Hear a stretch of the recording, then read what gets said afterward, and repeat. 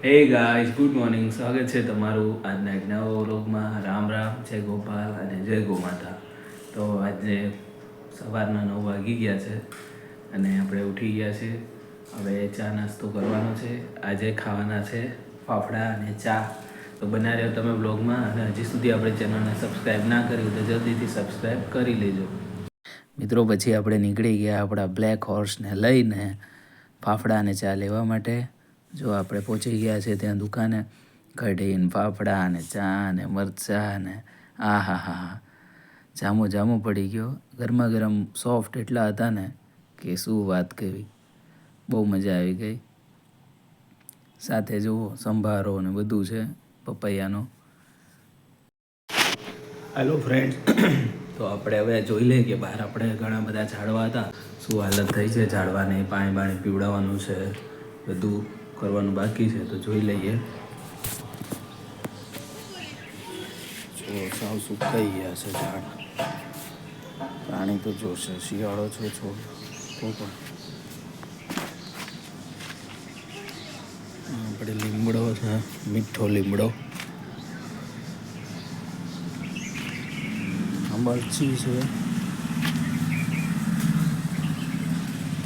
આ પોપૈયાનું ઝાડ છે. જો થોડુંક ઉગી ગયું છે. આપણે એને માવજત કરશું તો જરૂર મોટું થશે.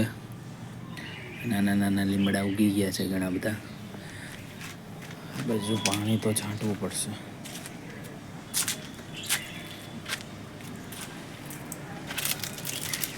આપણે અહીંયા છે ને વેલો હતો મિત્રો. આપણે અહીંયા છે ને બહુ બધા વેલા હતા, તો એ હવે સુકાઈ ગયા હતા, તો આપણે એને કાઢી નાખ્યા છે. આ કચરો બધો સુકાઈ જાય એટલે આને જવા દઈશું કચરામાં. આ તો જુઓ સરગવાનું ઝાડ છે. આપણે સરગવાનું પાણી પીવડાવીએ એટલે મોટું મોટું થતું જાય છે. આ બહુ સારું મિત્રો હેલ્થ માટે પણ. અને આ છે ને જલ્દી ગ્રો થઈ જાય. લાયા ત્યારે સાવ નાનકડું હતું અને અત્યારે જો કેટલું મસ્ત થઈ ગયું છે. તો સરગવો હેલ્થ માટે પણ સારો છે.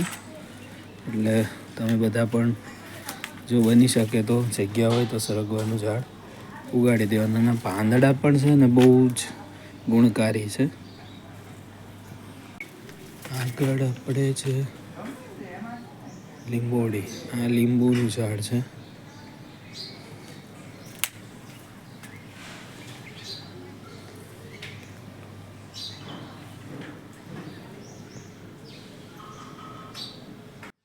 મિત્રો આપણે આ છે લીંબુનું ઝાડ. આપણે ચોમાસામાં એને વાવ્યું હતું.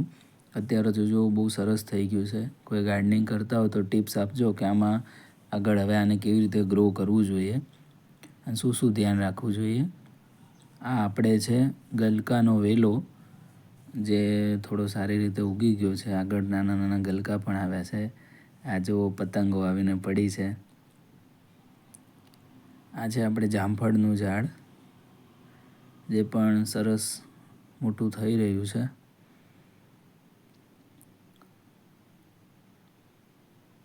મિત્રો ઘરે છે ને આવા ફ્રૂટ પ્લાન્ટ્સ ને વેજીટેબલ્સને ઉગાડીએ ને તો ઘરનું આપણને શુદ્ધ ખાવા મળે. આ જો અડવા ગયું, એમાં તૂટી ગયું ગલકું હતું.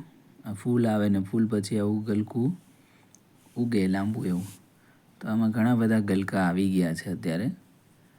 થોડા તો આપણે મોટા થયા હતા એ તોડી પણ લીધા હતા. અને હવે આ નાના નાના નાના નાના આમાં આવે છે. જો આગળ બધા તમને દેખાશે. જો આર્યા ગલકા નાના છે અત્યારે. થોડા દિવસમાં જ મોટા થઈ જાય છે અને આપણે એને કટ કરી લઈએ છીએ. આ આખા તાર ઉપર આગળ આગળ વધતો જશે વેલો અને આપણને ગલકા આપતો જશે. તો તમારે પણ ઘરમાં નાની એવી જગ્યા હોય અથવા કુંડું હોય તો એમાં આવા વેલા વાવી દેવાના અને શાકભાજી તમને મળશે. રામ રામ, જય દ્વારકાધીશ, જય ગૌમાતા. મિત્રો આપણે આજે બ્લોગિંગની શરૂઆત કરીએ છીએ. આજે આપણો પહેલો વિડીયો આવશે. વિડીયો ખૂબ નાના નાના છે અત્યારે સ્ટાર્ટિંગમાં. તો તમે બધા મારા શોર્ટ વિડીયોને ખૂબ જ પ્રેમ આપ્યો છે. વ્યૂઝ, લાઇક અને આપણા સબસ્ક્રાઈબર પણ વધતા જાય છે. તો આપણે હવે આપણી જે મારો જે ગોલ હતો કે મારે વ્લોગિંગ શરૂ કરવું હતું, તો એ હવે હું શરૂ કરું છું. તો આજથી આપણો એક વિડીયો આવશે. જોઈએ કેટલું એમાં સફળતા રહેશે. ડેલી તો નહીં આવી શકે પણ 2-3 દિવસે એક વિડીયો જરૂર આપણે પોસ્ટ કરશું અને એને પણ તમારા સાથ અને સહકારની જરૂર છે. તો એમાં પણ તમે લાઈક, શેર અને કમેન્ટ કરજો અને આપણી ચેનલને હજુ સુધી સબસ્ક્રાઈબ ના કરી હોય તો જલ્દીથી સબસ્ક્રાઈબ કરી દેજો.